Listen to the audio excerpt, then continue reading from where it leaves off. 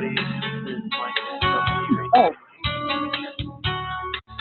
Give everybody a few moments this is to too join here on the phone. Recording the audio by the computer, which just isn't possible. And I'm sorry for the pause there. There's music. There was music playing on the phone, and I didn't know how to get that to stop. Apparently, it stopped on its own. So again, I'm going to give everybody just a few more moments to join in the phone call. I'm going to mute my call, but we'll begin by 5 after at the latest.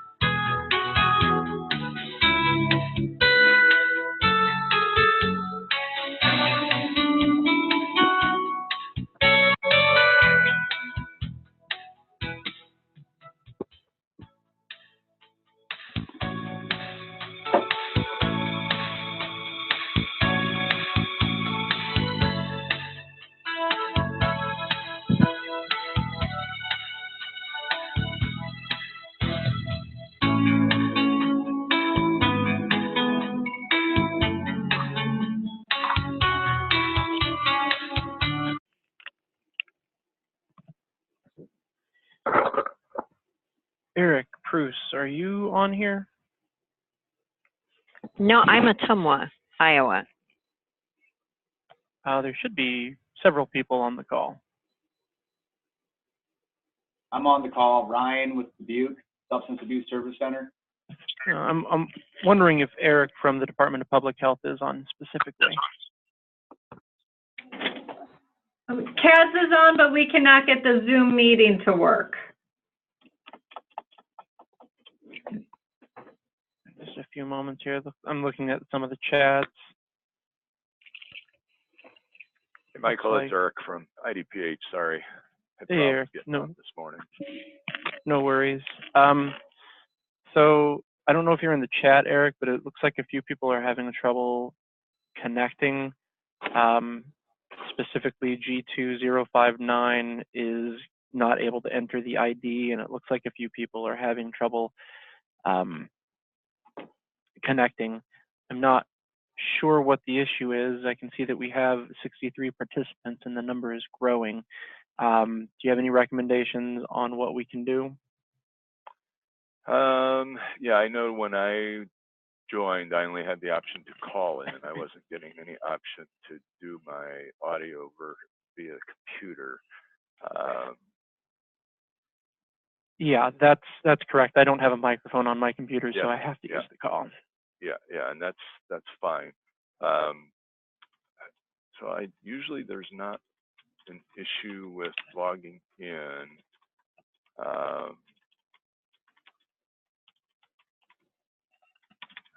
Like is for it to be on, speaker.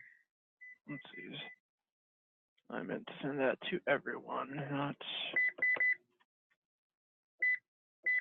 Yeah, that would be the one thing that I would just recommend to everyone is that they would, they need to make sure they call in and then put in their participant ID and they should be good. Yeah, it looks Well, like this is Jessica Hart Sheila has- Eda in Ottumwa. And that's what we did. We just called in and put the ID in, and then it just connected us. Okay. But nothing visual, just, So you're not getting video at the moment? no, So did you click on the Zoom link to open up Zoom on your computer? Yes. I think there's 5 of us. All right. That are Have you connected. used Zoom previously? No, Okay. I have not. Okay. Get prompted to Yeah. download a small application. And it did. It said it did. All right. Interesting. Stop sharing here and check something. Okay. Let's see, Jess. The other things I should be doing. I'm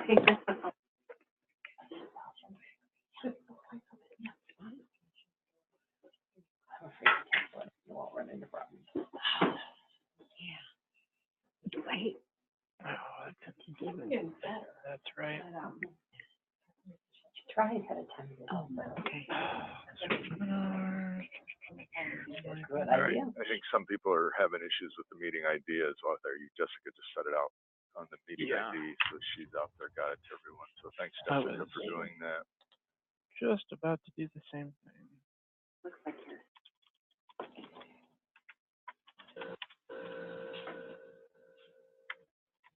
Go, but I was thinking here. Maybe it's because. Yeah. Oh, that was some stuff on your screen. Muted, so that's good.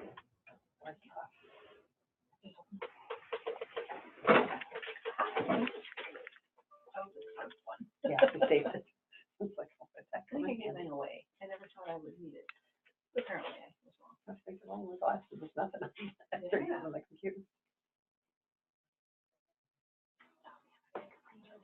You and they could see us both. I know. I was kidding, but you can just. So where is? Looks like everyone is getting in, Michael, so. Yeah. How many people are on there? There's Micah, Cancel. Alpha Tech, All right, I'm going to Lindsay Young. try to share my screen again, and we'll see how that goes. Share. There's Eric. Eric, are you seeing my screen right now? Yes, I am. Very good. Okay, good. Funny, Jennifer. All right, everybody, we are going to get started here. Looks like everybody is in at the moment. If you, I'd like you to please mute your phones, otherwise a lot of background noise comes through and I can get some feedback.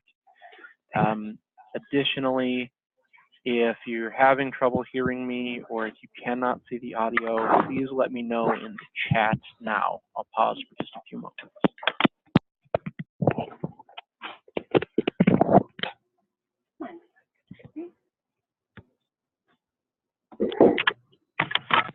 Yes, we're on. This is CADS. Kenan, we're unable to see Zoom, and we cannot let you know in chat due to the fact that we can't see it. Okay, so Chad, were you able to open the Zoom application, or is it just not seeing anything at all?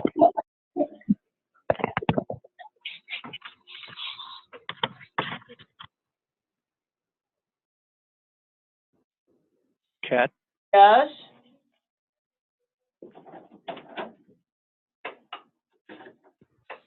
Chad? Hi, Holly.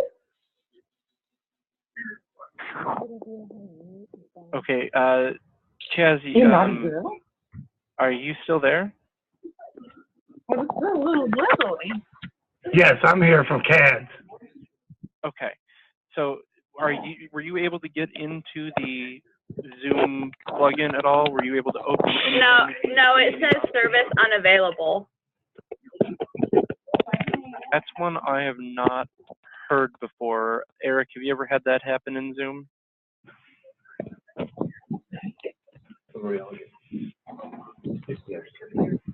It could be our system. It says service unavailable, HTTP error. So it could be something on our end, because none of them are. What is your email address? It's Kimberly.Cooper, COOPER, @unitypoint.org. Just one moment, I might need you to give that to me again. Kimberly, KIMBERLY.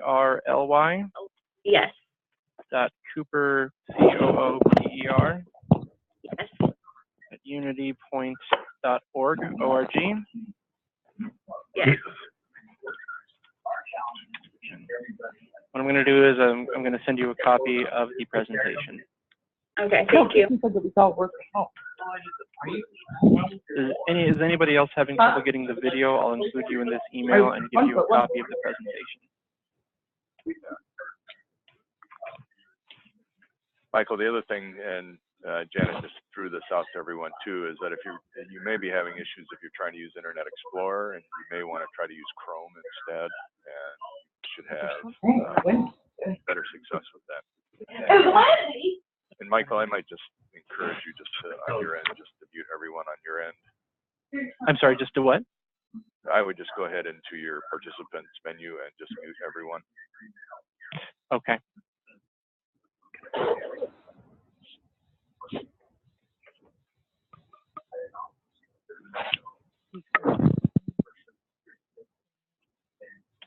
Give me just a moment here.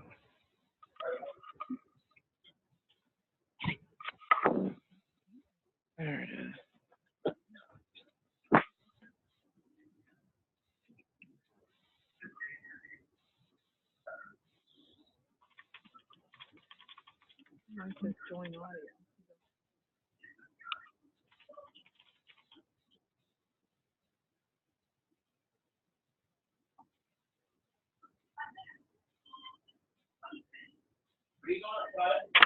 Yeah, I'm trying to decide where to go.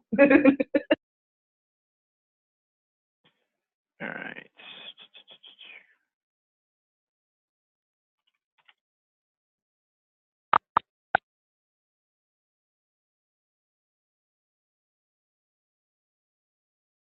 Okay.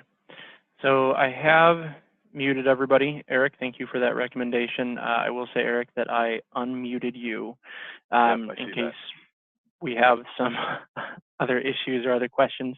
Now, because of time, I am going to get started. I realize there are some of you that are still having trouble with audio and some of you that are having trouble with video.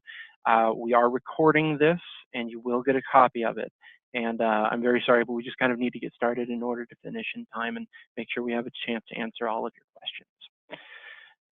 What we're going to review today is the Voluntary Self-Exclusion Program as it is run and operated by the Iowa Racing and Gaming Commission. We're going to talk about, well, the presentation is pretty short actually. We're going to go through a brief framework of the program. I know some of you are pretty new to it. We're going to talk about confidentiality in the program. We're going to give you our contact information. We're going to review the form, and then something that's not on the presentation, but that I'm going to do at the end is go through our website. So this is a very brief step-by-step framework of the program. An individual is going to complete an enrollment form, and they're going to do this in a few different places, but for your purposes, it will be either before they come into your agency or more likely at your agency. Excuse me. You will then mail that to us or email that to us, and we will upload the information into the system. If somebody, you'll see on here that it can be uploaded to the system by a licensee. Individuals are able to fill out a form at one of the licensees and they have access to the system. That's actually part of the legislation. They're required to have access to the system. Uploads will take place within 7 calendar days, and that is 7 calendar days from the receipt of the form. and we definitely stamp all mail that comes in with a received date. From there, licensees have 7 calendar days to download the changes from the system into their systems on site. So there can be a delay. From the time we receive a form to the time the information is disseminated and downloaded to the facilities, it can take a maximum of 14 calendar days.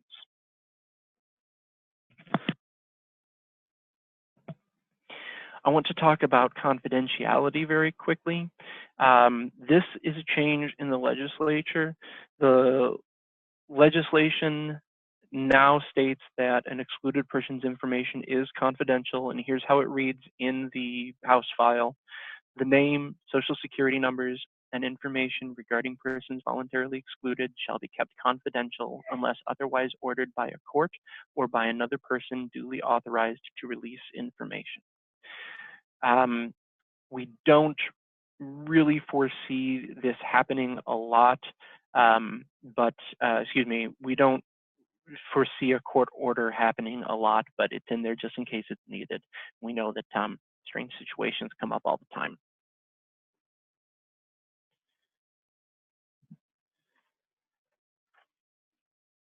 Now, because the program is being managed by the IRGC, the information, the contact information has changed for those of you who work with the program when it was managed by the IGA. Our address is here.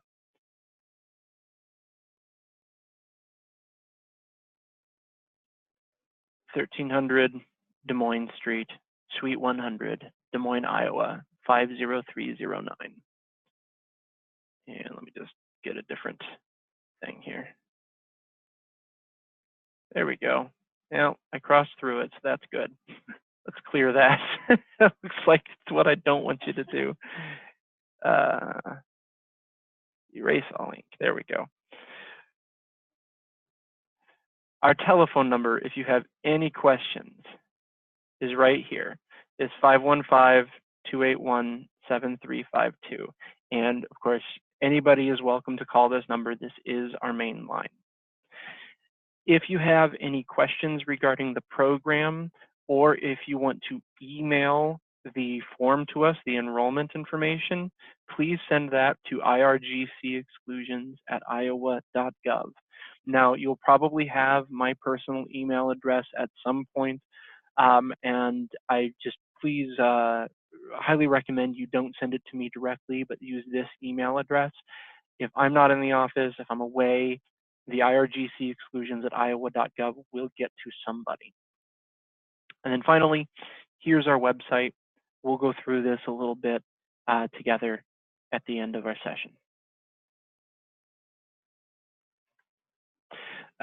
Before I continue, I'd just like to say if you have questions, please write them down, and we'll give you an opportunity to ask some questions at the end of the session if we have time. But if we don't have time at the end, you can always email them to me or call me at a later time, and I'll be happy to discuss them. So the next thing I want to discuss is the form. We're going to go through each of the forms individually. This is what the form looks like. You should be able to see it on your screen now. It's 2 pages long.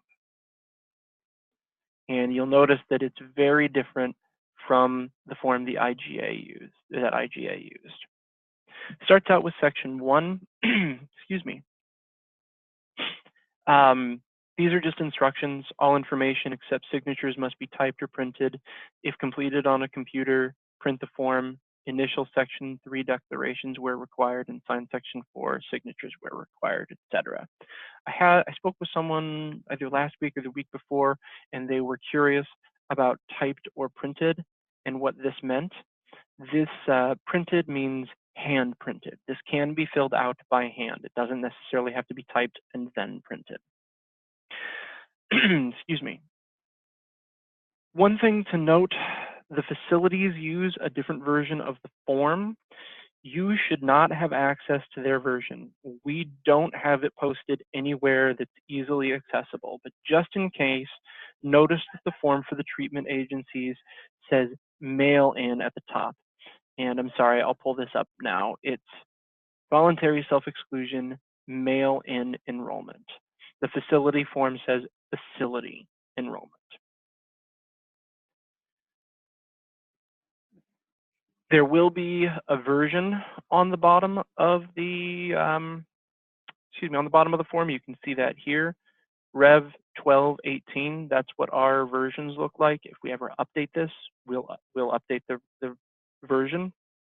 Hey, So Michael, 12 is, they're of course, actually- December 2018. I'm sorry, what was that, Hey, Eric? Mike, I'm just going to jump in. You're not actually showing the form right now. We're still seeing the PowerPoint slide. Oh, you are. Let me fix that then. There you go. Thank you for letting me know, Eric. Yep, you're welcome. Can you see that now? Yes. Okay. I apologize, everyone. I'm fairly new to Zoom. So again, voluntary self-exclusion, mail-in enrollment at the top. It would say facility if it's the facilities version. And then at the bottom, Rev 12, 2018.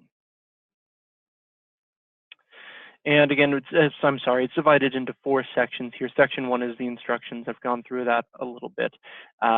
It includes everything that people are required to include in their enrollment submission. And then, of course, it includes the our address that it can be mailed to. You can find this form on our website, and I will show that to you at the end of the session. And let me change the share. Apparently, I am sharing specific screens, which is interesting. All right, so we should Welcome be to viewing Zoom. the PowerPoint presentation again. Yes. Thank you. And I'm sorry, for those of you who are using the presentation that I sent you, we were just on slide 6 and we're moving to slide 7. I apologize, I haven't kept you up on that. Section 2 on slide 7 lists the personal information for the member. So it's pretty simple. Please complete all the information below. A red asterisk indicates that a field is required. It's pretty simple: last name, first name, date of birth, social security number or international ID, etc. Nothing's really new here if you're used to the old form. I don't think we really added anything. We just kind of changed the way that it's organized. We've also made this a fillable PDF, and I'll go through that here when we're done reviewing the sections. Also in section 2,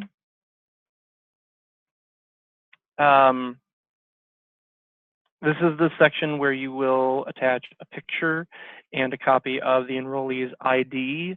This is fillable as well, and what I mean by that is you can insert a file, and I'll show you how to do that as well. You have to download the form in kind of a specific way. I'll show you exactly how to do that. But the requirements here are that the photograph has to be recent and it has to be showing the head and shoulders of the person to be excluded. We say only the head and shoulders. Really what we're looking for is a bust. We're not going to be too picky here, but what we don't want is a picture that shows a person head to foot, because then you can't see their face, and that's the purpose of the photograph. An additional thing, I've had a couple of submissions here that have included the ID, that have included the photograph as part of another identification. I think one person used their swimming pass identification. That's not sufficient either. It needs to be a photograph of just the person. And then the copy of the ID, most likely that's going to be a driver's license, but we will, of course, if somebody's a foreign individual, we'll accept a passport picture. We have seen, I can't remember specifically what the card is, but there is an identification card that Mexican consulates will issue to foreign individuals. We are taking those on a case-by-case basis. If they have another form of identification, please let us know, or please try to get it. However, we realize that foreign individuals may not always have a state ID or something like that. And at the moment, we're reviewing that on a case-by-case basis. But in essence, we're trying to enable people to enroll as easily as possible. There are some things that we have to require, signatures, notarization, etc. But where it's possible to make it easier for people, that's what we're trying to do. Excuse me. Slide 9, section 3. This is what the enrollee is agreeing to. An individual will need to initial next to each paragraph. I'm not going to review each of these sections. I am going to review the first one with you because there are a couple of nuances to it. But what I encourage you to do is read the rest of these and email me any questions that you have. It's all pretty standard and it's all pretty straightforward. The first one, though, has a couple of nuances. I am electing to voluntarily exclude myself for the terms selected in Section 4, signatures, from wagering with a licensed entity, current or future, as defined by Iowa Codes 99D and 99F. I agree to forfeit any money or thing of value that has been obtained by or is owed to me as a result of a wager with a licensee after I sign up. I understand payment of any winnings may be withheld. The reason why this is a little nuanced is because the previous form was much more explicit on what facilities could withhold. We have been asked by facilities what that means, and our response to them is to speak with their legal counsel to interpret that. What we've done here is we've mirrored the way the legislation is written, to forfeit any money or thing of value that has been obtained by or is owed to me as a result of a wager with a licensee after I sign up. We haven't had any issues with this yet, and there have been some people found on property enrolled in the program, and I don't necessarily foresee us having any issues with this verbiage or anything. However, that said, it wouldn't surprise me if we get some individuals who have some complaints or some questions about it if they've been found on property and have things that are confiscated from them. Section 4, signatures. This is slide 10. And an enrollee will then need to initial in the box of the term they're enrolling for. So that's 5-year or lifetime. Just initials only, that's all we need. We tried to make it very clear where they're initialing. That's why we have these partial boxes so that people can still be extra tall if they want to, but they're cordoned off on the side so that it's very clear whether somebody's enrolling for 5-year or lifetime. One kind of note here, it was a conscious choice that we made to have this selection in one place. The IGA's form had a few different places where they had to sign or initial for 5-year or lifetime, depending on what they chose, and we wanted to streamline that. And then, of course, it requires their signature and their date.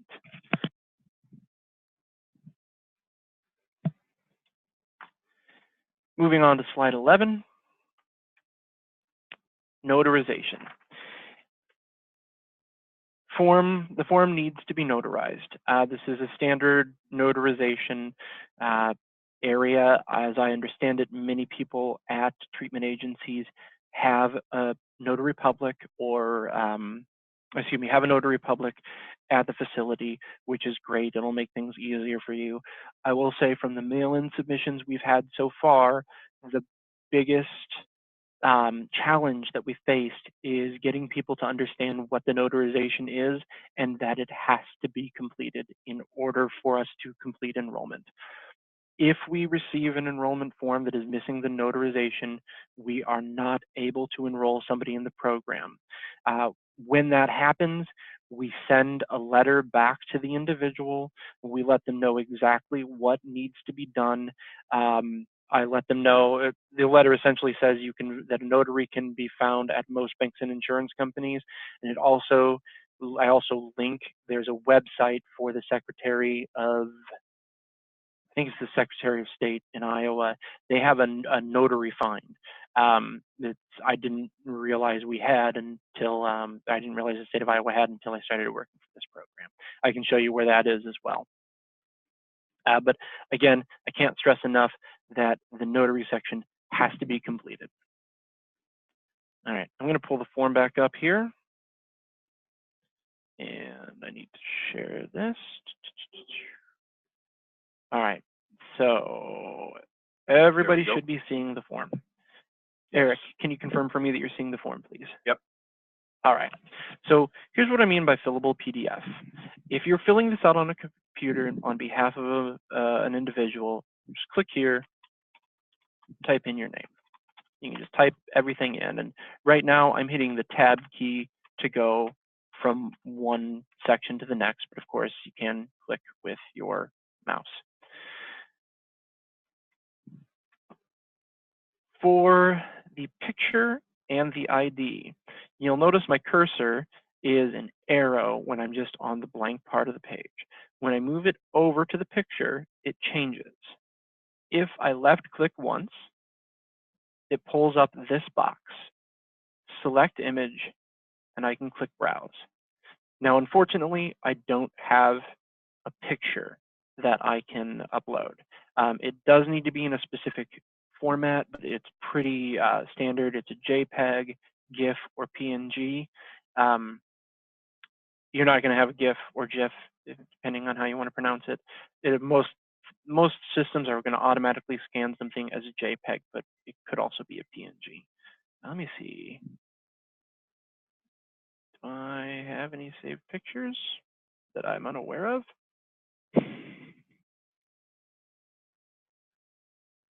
Sure, picture one. There we go, it's a wall. So you can see how it goes in there nicely within the borders.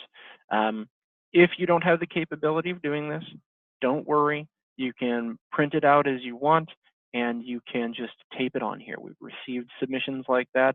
It's just fine. This is just an added option if you have the capability to do it this way. And it works the same with, oh, look, there I am. Well, let's get rid of that one. Yeah, we'll just scroll down then. Down here in section 4, you'll notice that nothing is typable except for the date. Everything else has to be filled out by hand. All right. So I'm going to go into the chat, and before we move on to the website, let me know if you have any questions. I'll give a few moments for people to type in questions, and I'll try to field them here. We've got about a half hour's time, which is plenty to field several questions.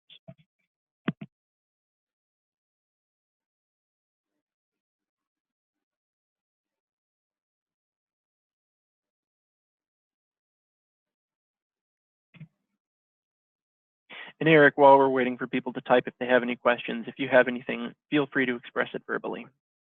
Sure, thank you. You know, I don't know, Michael, with you having them muted, whether they'd be able to unmute themselves or not. So I would just encourage folks via chat, just to send your questions in via chat. That'll just make it easier, I think. Yeah, Sarah Evans asks if it's okay for a picture to be in black and white or if it needs to be black and white as the form will be printed. Okay, yes. So Sarah, that's a good question. We prefer it to be in color, but black and white is fine. If you are not able to print or scan a picture in color, you do not need to go out and get new equipment. Send it to us in black and white.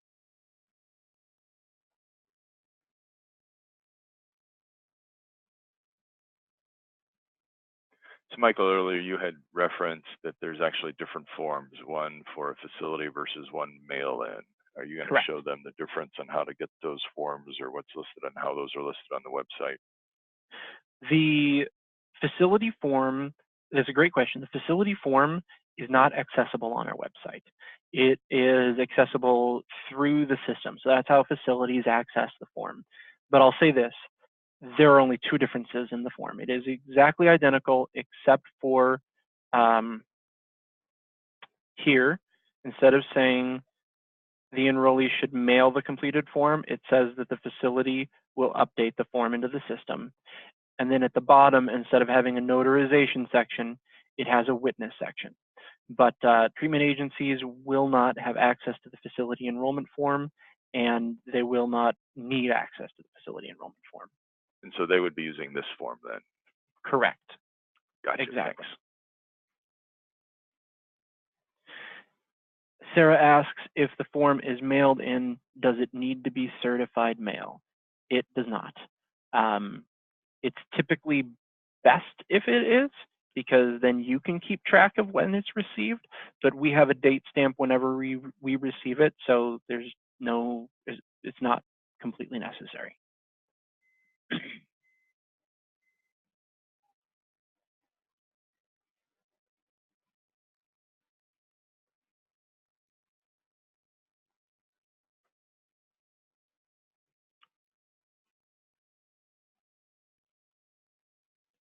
All right, well, I don't see anybody typing. I'll move on to the website. However, if you do, or I'll give another opportunity for everybody to ask questions here before we finish. This bar is right in the way, of course.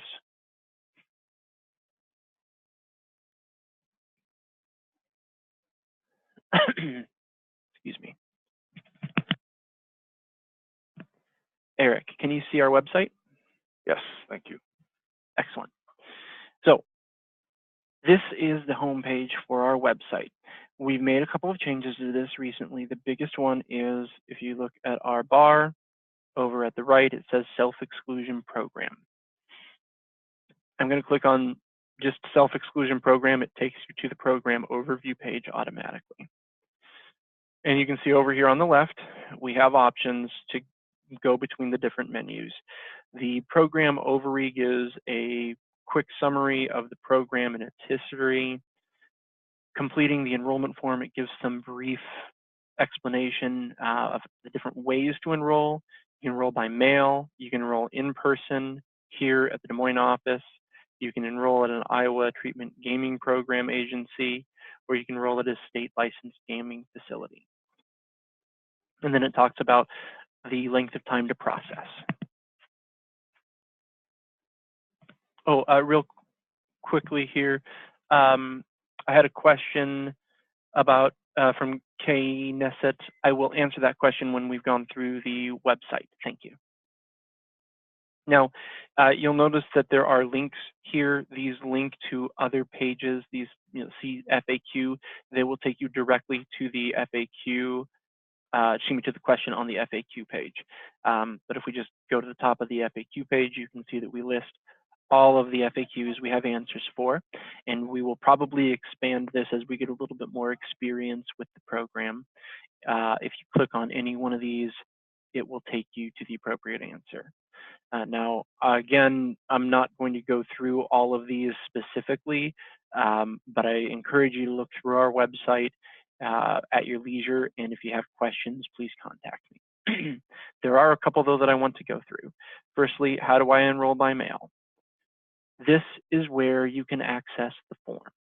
So I'll go through this again. So you go to our website, if you click on the self-exclusion program, and you scroll down to enroll by mail, see FAQ, it's the very first question on the FAQ page. Download and print the form. It will direct you to our link, document file, enrollment mailin.pdf. You'll click on this, and this is key. When you download the form, at the top right, you'll see a couple of options.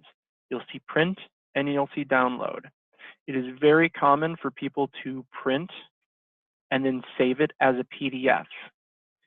If you do that, you will not be able to do the insert option here for the photograph or the driver's license.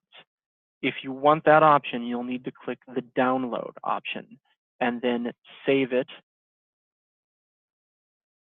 to your desktop, save it to a folder, save it wherever. Eric, were you able to see my mouse when I did this? Yes. Okay, good. Excuse me.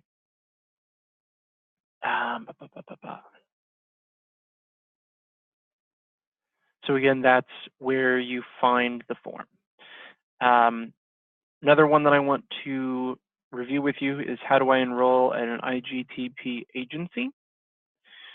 To find an IGTP agency, please visit the Iowa Gambling Treatment Provider website. I'll just click that. that links to your lookup. So we've linked on here to the Department of Public Health lookup to find treatment agencies. As long as this is up to date, somebody should be able to find your facilities pretty easily. Go to an agency and bring a valid driver's license, state ID, or passport. A recent photo of the enrollee must also be included with the enrollment form. We stated this way very intentionally. We didn't tell them that they need to bring one, but we also didn't tell them that you will provide one. We know that that may differ from place to place. We're just saying that it needs to be included in the enrollment submission. A representative at the agency will assist you in completing the form. Only sign the form at the agency if a notary is available for notarization when the form is completed.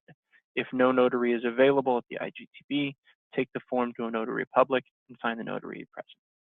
So you can sign it in the notary's presence. And then it goes over where to mail the form to us. There are a few other questions. Can I enroll a family member? No. Oh, I'm sorry. Where can I find a notary? Iowa Secretary of State website. If you click here, you can notary search. If I just type in 50309, click search.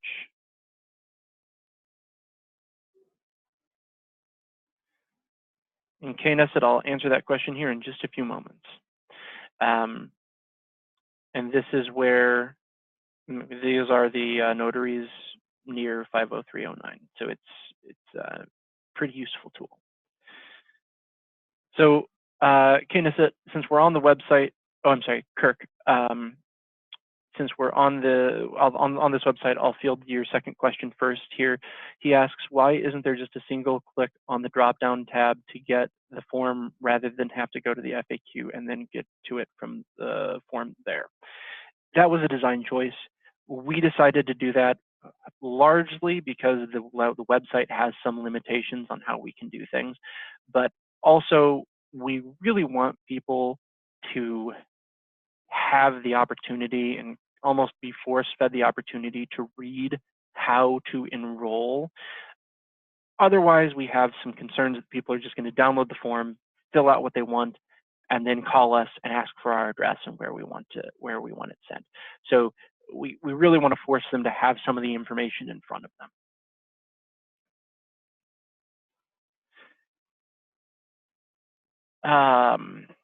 Where can I find help with gambling problem?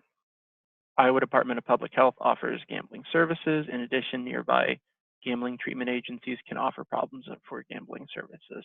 This is kind of a redundancy, but from a previous question, but we really want to let them know, give them several ways to see how to find you guys.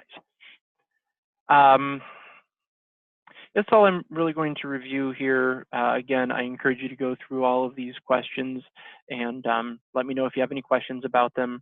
If you guys have very common questions that are asked to you that are not on this list, please let me know. It's something we'll consider adding. That said, I'm sorry, there's just one more that I want to review. What casinos am I excluding myself from? Enrollees are excluded from all casinos listed by the Iowa Racing and Gaming, licensed by the Iowa Racing and Gaming Commission. In addition, some casino operators may have corporate policies that restrict an enrollee from all casinos they operate in Iowa, as well as those that operate in other jurisdictions. The reason why I point this out is because I think you guys get questions about this as well. We very intentionally did not mention tribal casinos. We didn't want to call out the fact that people are able to still go there or not. We just said, this is a list of casinos that you are excluded from. And then from there, people can make their own determination about the tribal casinos. Okay, Kirk, I'm going to address your first question here. Kirk asks, if you're sending out the confirmation letter with a brochure, will there be an added line allowing the patron at a casino to ensure that they were given one when they completed it there? There is not a section on the form, either the mail-in or not, that says, I have received the brochure.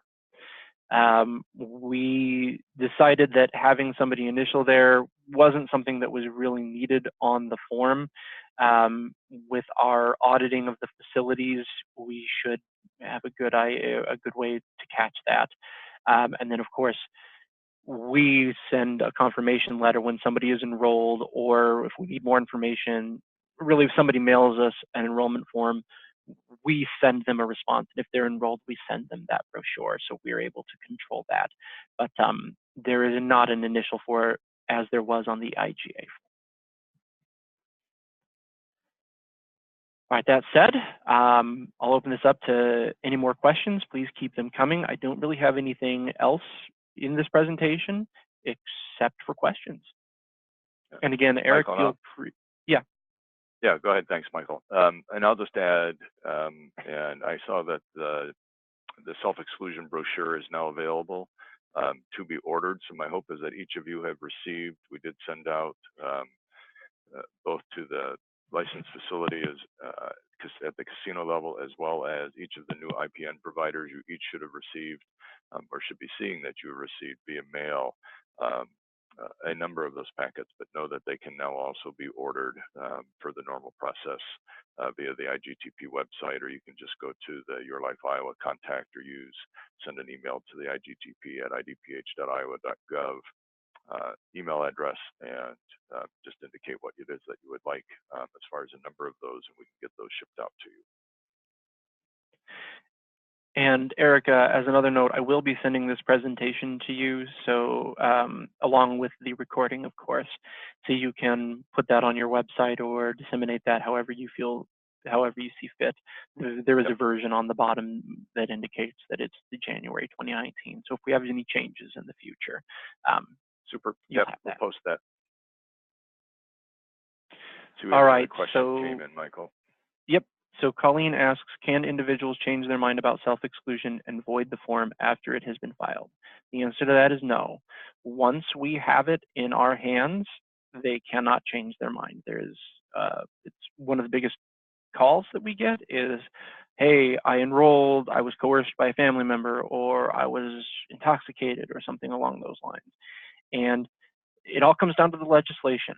The legislation says once you're enrolled, there's no way out, with very few exceptions. For those of you who are newer to the program, the only exception to that is if somebody enrolled prior to July 1st of 2017, and they have been enrolled in the program for more than 5 years. Kirk again asks, with my arrangement with Prairie Meadows, they allow us to put a label for Prelude on the back for anyone that completes the form at the casino. Would we be able to provide you with a stack of brochures with the label on the back so that you can send those out with letters that would be sent in our service area? I see no issues with that.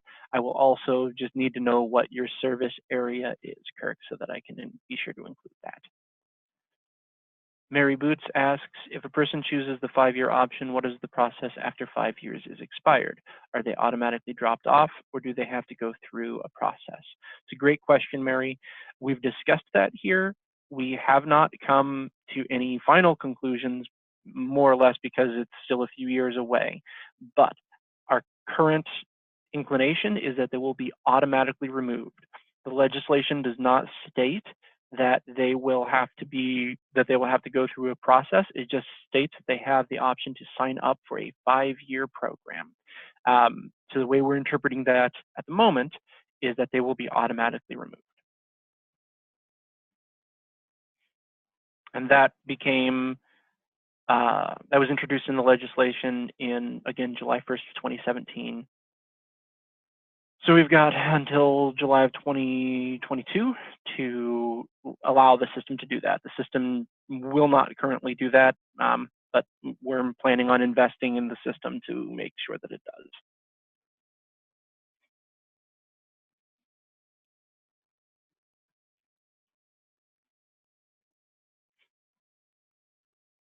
Anything else?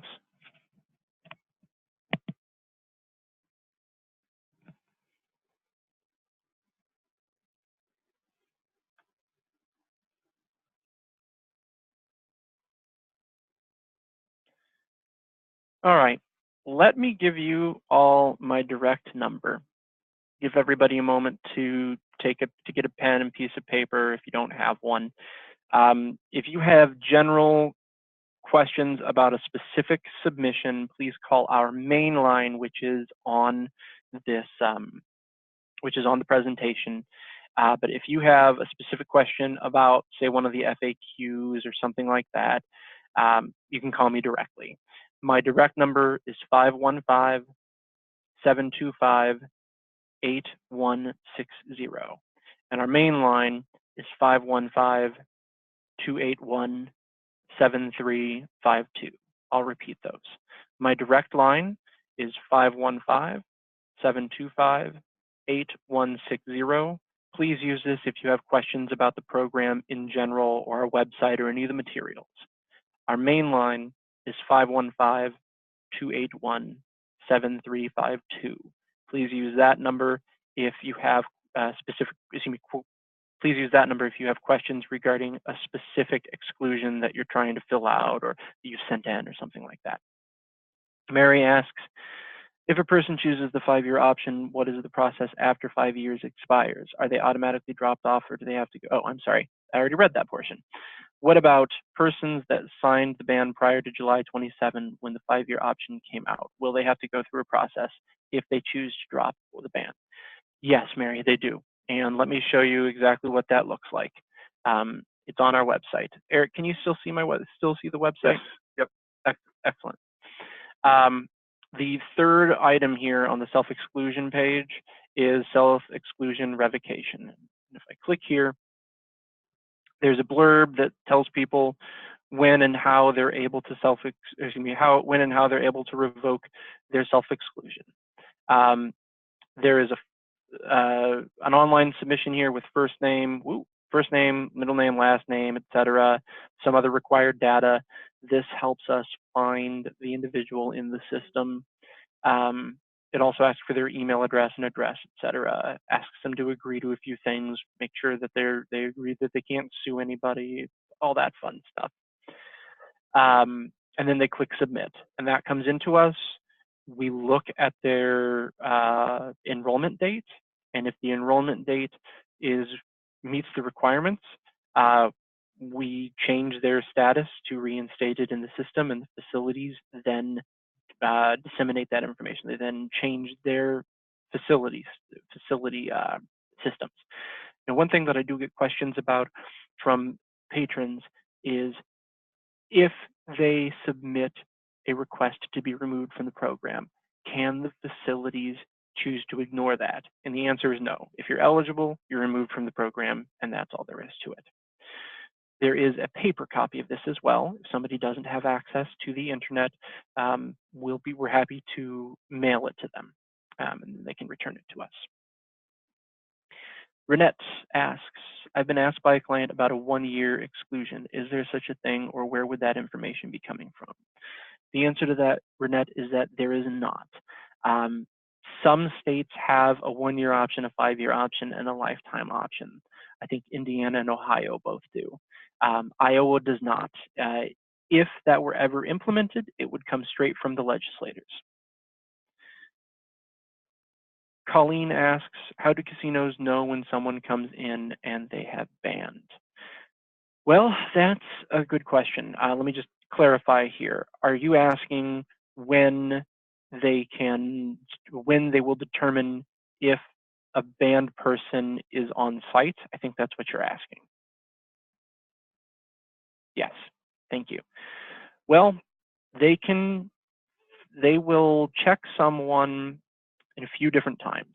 The two most reliable times for an enrollee, let me start over. The two most reliable times for a facility to check if someone is on the self-exclusion program is when they win a taxable jackpot or when they sign up for club membership benefits. They are basically required at those 2 times to check if somebody is on the self-exclusion list. If somebody who's on the self-exclusion list is ID'd when they enter the facility, when they enter the premise, they are required, well, require is such a harsh word, but they check to see if they're in the system. And that's something that we would investigate. If somebody were ID'd and not seen as a self-banned person, we would look into that because there's an issue with that. So that's the third time when somebody is ID'd. The nuance to that is really that facilities are not required to ID every patron who comes on site. So it's a lot less reliable. And that's why one of the terms, you'll see it if you read the terms that people are signing to on the enrollment form, is that they are responsible for not gambling. It's ultimately they're responsible because the facilities aren't able to catch everybody. The program is kind of a deterrent that if they're not going to win, they shouldn't gamble. And if they're found on site, that they'll be removed and they might have the criminal trespassing charges filed against them. Does that answer your question, Colleen? I know I stuttered a little bit there.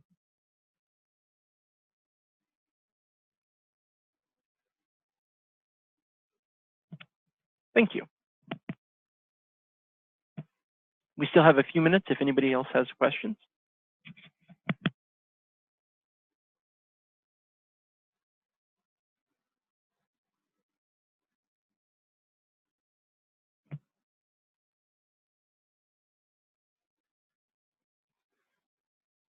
Michael, I'll just add at this point, there'll be some information coming out from myself and from the IPN probably over the next day or two about a gambling treatment training series. And the very first one is tentatively scheduled for next Thursday in the afternoon. So hopefully we'll get that out pretty shortly, I hope by the end of the day, but for sure by the end of the week. And we will be talking a little bit more generally about how voluntary self-exclusion fits into the toolkit from a gambling treatment perspective. So certainly, Michael, as we've got questions that might come up there, we'll share those with you as well. Yeah, absolutely. All right, I've got another question. Do you know what the jackpot amount is that would require someone to have to provide their license? I can look that up real quickly. I think it's $1,200, but let me double check.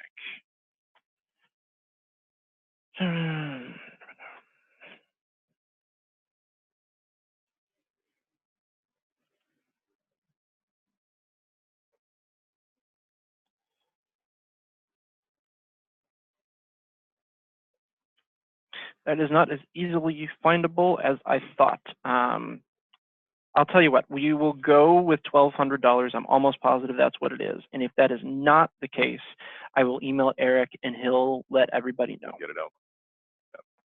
Yep. And for those that were interested, it was about $350,000 that was forfeited the last fiscal year in 18. I didn't know that. That's good to know.